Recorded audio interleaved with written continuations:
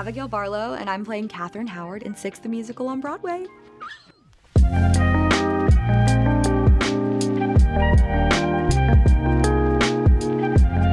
When I was growing up, I had 3 sisters, 2 older, 1 younger, and the 2 older ones got into theater really, really early in life. And of course, like as a middle child and a younger sister, I was like, I can do that. And so I just followed them into the arts.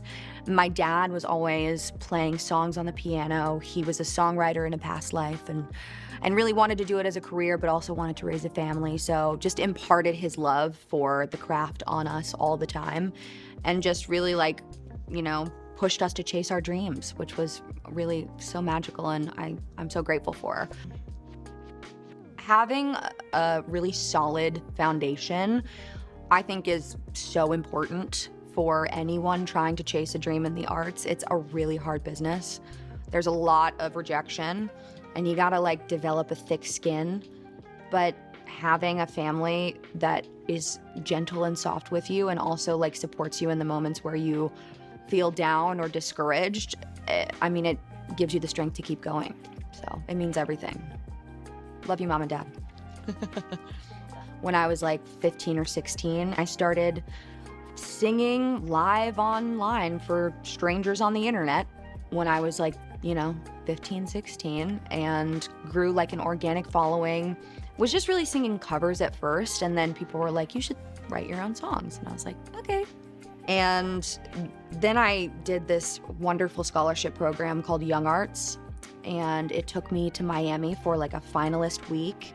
Met this amazing pop songwriter who would produce pop music with a loop station, just like her voice and claps and like stomps and make full beats, and I was obsessed. And from then on, I was like, okay, this is what I want to do for a living. And it kind of like turned my musical theater dream sideways, and I was like, wait a minute, I want to focus on this for a second. I want to move to LA and like try to be a songwriter. So that's kind of how my roads diverged into Yellowwood. But you know, you always find your way back home, as Hannah Montana says. Me and Six, I had auditioned for it many times, like putting myself on tape and just sort of making myself known, like, hey, I would love to do this. And the timing was like perfect. And it just, you know, all the stars aligned this year.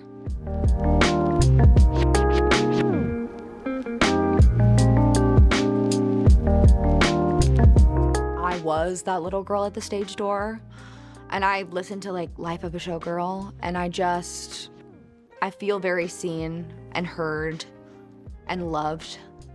And I want those little girls to really believe, like to see me and go, oh, it is totally possible. What I want to do is achievable. And a lot of the times, like dreams like that just aren't, what's the word? Like reachable. It's like, you know, a foreign idea or concept that you could like live that dream. And you know, every time I go out to the stage door and see little girls, it's like I just try to be as sweet and loving as I possibly can, because I truly, genuinely do love every little girl that comes and loves the show.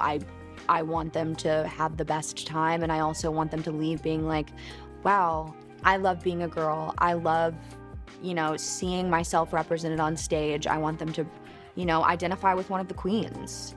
If we've done that, we've done our job. Being part of the Six legacy is so magical to me. I feel like my daughter one day is gonna be proud that her mom was part of it and was a queen.